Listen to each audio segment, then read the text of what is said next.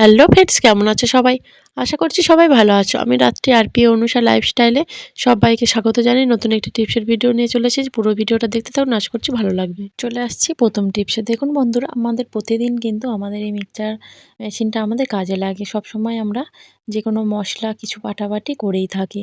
তো সেগুলো কিন্তু করার পরেই আমরা প্রায় প্রতিদিন কিন্তু এই মিক্সচার মেশিনটা আমরা কিন্তু পরিষ্কার করতে পারি না। তার জন্য আমি কি করছি দেখুন, আমার মেশিনটাতে নোংরা হয়ে যায়, ভিতরটায় অনেকটাই দেখতে খারাপ লাগে। তাই আমি উম আমাদের বাড়িতে থাকা টুথপেস্ট নিয়েছি। টুথপেস্ট নিয়ে দেখুন চারিদিকে ভিতরে বাইরে সব দিকেই আমি টুথপেস্টটা খুব ভালো করে লাগিয়ে দিলাম।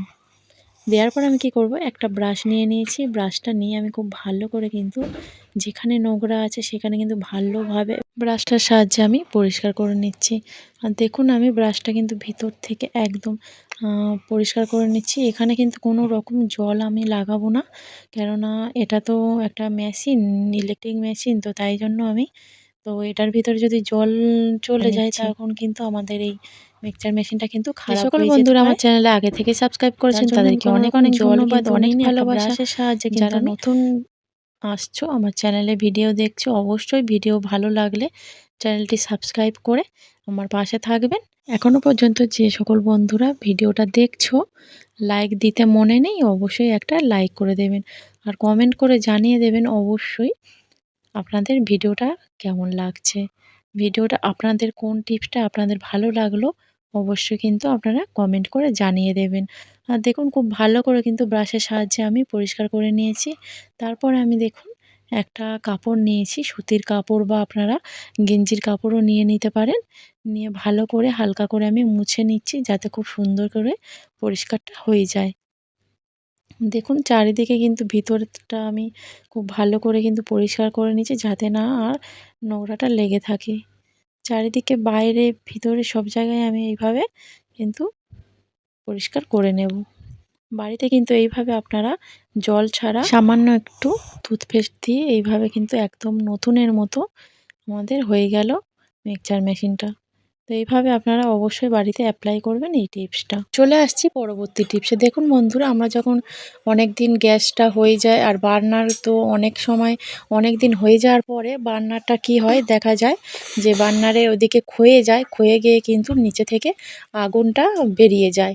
তার জন্য আমি কি করছি দেখুন, বার্নারটা যে বার্নারে আমরা রান্না করি সেটা নিয়ে আমি খুব ভালো করে, আমাদের বাড়িতে তো পেস্ট থাকে, সেই টুথপেস্ট কিন্তু আমি এই বার্নারের উপর লাগিয়ে দিচ্ছি।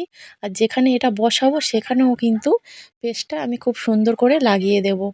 না হলে কি হবে, এই অনেক দিন যে হয়ে যাওয়ার পরে বার্নারটা ক্ষয়ে গেছে আর নিচে থেকে আগুনটা বেরিয়ে গেছে যায়, তো তার জন্য কিন্তু আমাদের অনেকটাই গ্যাস অপচয় হয়। আর গ্যাসের দাম যা এখন আগুন, তো ধরা ছোঁয়ার বাইরে। তাই আমরা যদি এইভাবে যদি এই পেস্টটা লাগিয়ে রেখে দিই তখন কিন্তু কোনো সময় কিন্তু আমাদের বার্নার থেকে নিচে আগুনটা বেরিয়ে যাবে না আর গ্যাসও আমাদের অপচয় হবে না।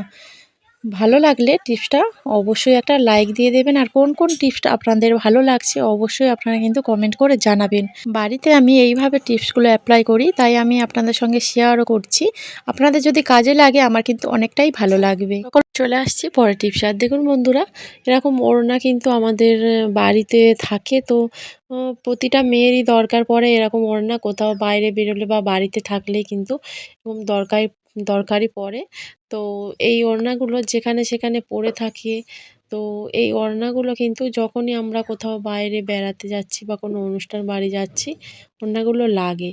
তো তখন কিন্তু আমরা হাতের কাছে খুঁজেও পাই না যে আমরা এই ওড়নাগুলো খুব সহজে তাড়াতাড়ি করে নিয়ে চলে যাব। আর দেখুন বন্ধুরা, আমি একটা তার জন্য কি করছি, আমি একটা হ্যাঙ্গার নিয়েছি। জামাকাপড় রাখার হ্যাঙ্গার তো সবার বাড়িতেই থাকে। তো একটা নিয়েছি, নিয়ে কি করছি দেখুন, ওড়নাটা একটা গিঁট মতো দিয়ে নিচ্ছি। যেভাবে আমি দিচ্ছি আপনারা একটু দেখে নিলেই ভালো করে কিন্তু আপনারা খুব ভালো করে বুঝতে পারবেন কিভাবে আমি গিঁটটা দিয়ে দিচ্ছি। আর যে কটা ওড়না বলুন বাড়িতে থাকুক না কেন, সব কটা ওড়না কিন্তু এইভাবে আমরা একটা হ্যাঙ্গারের মধ্যে কিন্তু আমি রেখে দিতেই পারবো। এখানে আমি উম প্রায় ৩ টের মতো ওড়নাটা রাখছি। তো ৩ টে রাখার পরেও কিন্তু অনেকটাই জায়গা থাকবে এর মধ্যে উম কয়েকটা ওড়না রাখা। তো দেখুন আমি সরিয়ে দেখে দিচ্ছি। তো এর মধ্যে কিন্তু আরও কয়েকটা ওড়না ধরে যাবে। এইভাবে বাড়িতে আপনারা ওড়নাগুলো রেখে দেবেন, আশা করছি ভালো লাগবে। আর অনেক কম জায়গার মধ্যে কিন্তু অনেক কটা ওড়নাও ধরে যাবে। কেমন লাগলো টিপসটা অবশ্যই আপনারা